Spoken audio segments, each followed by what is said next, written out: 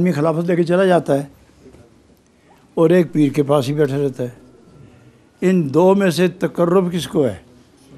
तो सूफिया फरमाते हैं जो हर वक्त अपने पीर की महफिल में रहता है और उनसे हम कलाम रहता है, कभी पीर उसको देखता है, कभी वो अपने पीर को देखता है, फजीलत उसको है।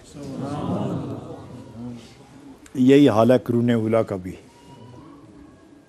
जो ज़्यादा करीब रहा है, तो गौर करो ना, ज़्यादा करीब कौन रहा? जो गारों में भी साथ रहा है। उससे ज़्यादा कुर्बत किसको मिली है? और फिर गार के तसद्दुक मज़ार में भी करीब हो गए, फिर जो उनके बाद, फिर उनके बाद, फिर उनके बाद। इस तरह जिसे कुर्ब मिले उसको मकाम भी मिलता है, और जिसे मकाम मिले वो याद रखो कि उसकी ज़बान, उसका दिल अपने रब के ज़िक्र से गाफिल नहीं होता। चलते फिरते अल्लाह का नाम लेते रहो।